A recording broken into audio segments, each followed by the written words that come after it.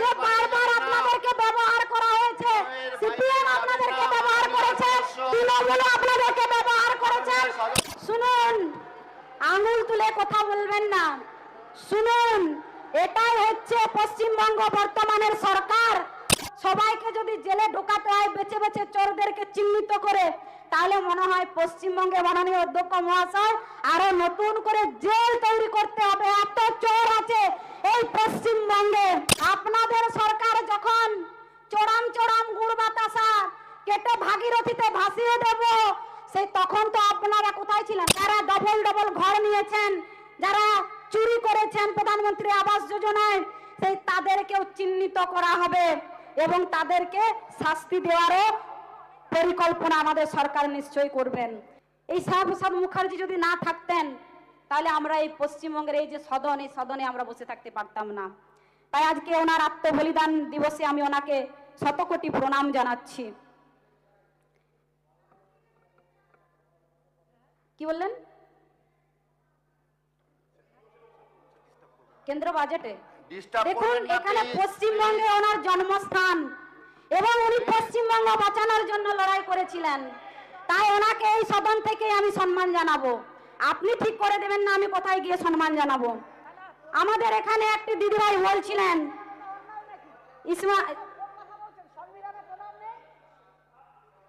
বলছিলেন যে আমরা নাকি মুসলিমদেরকে প্রাধান্য দিইনি।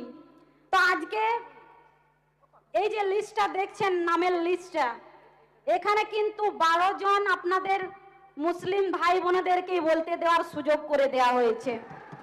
শুনুন, আঙুল তুলে কথা বলবেন না, শুনুন, এটাই হচ্ছে পশ্চিমবঙ্গ বর্তমানের সরকার।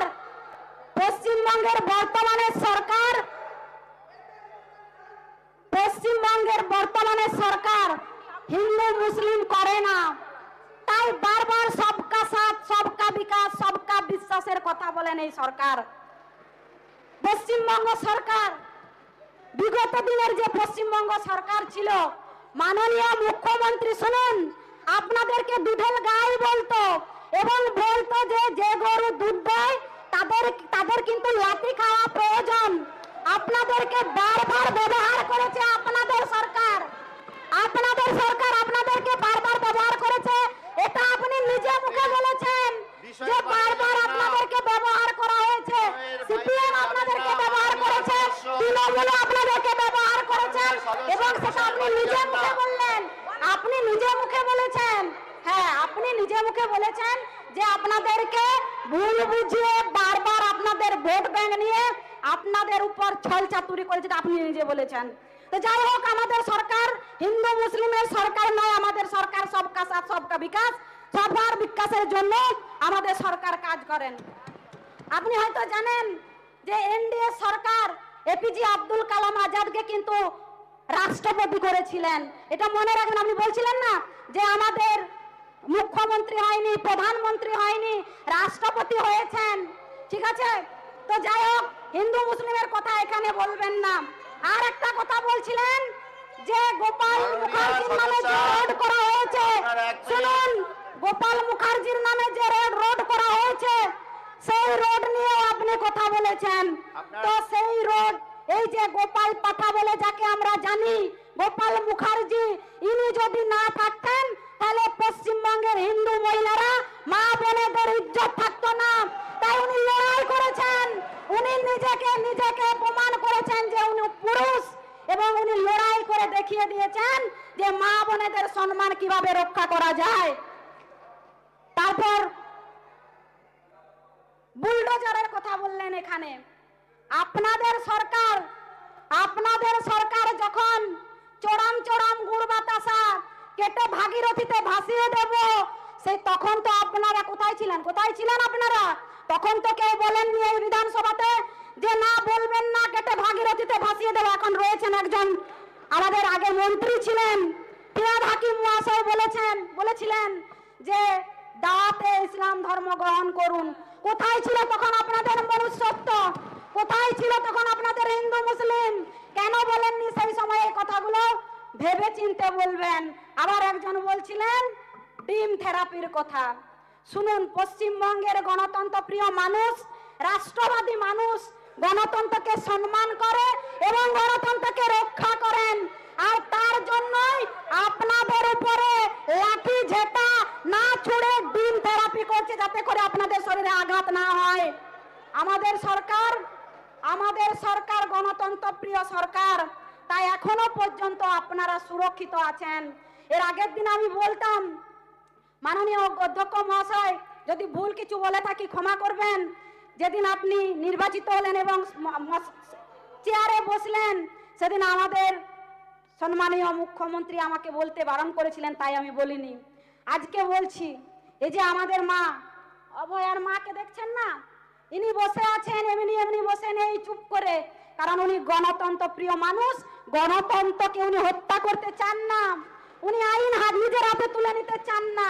তাই উনি আজকে গণতন্ত্রের রাস্তাতে হাঁটছেন এবং ওনার মেয়ের উপর যে অত্যাচার হয়েছে সেই অত্যাচারের প্রতিকার চাইছেন এই গণতন্ত্রের মাধ্যমে। উনি যদি ইচ্ছা করতেন না, আপনাদের উপর চড়াও হতে পারতেন, আপনাদের উপর প্রতিশোধ নিতে পারতেন, কিন্তু উনি নেননি। এটাই হচ্ছে নতুন সরকারের গণতন্ত্রের যে নিয়ম, সেই নিয়ম আপনারা নিশ্চয়ই বুঝতে পাচ্ছেন এবং দেখতে পাচ্ছেন। কি হয়নি এই পশ্চিমবঙ্গে?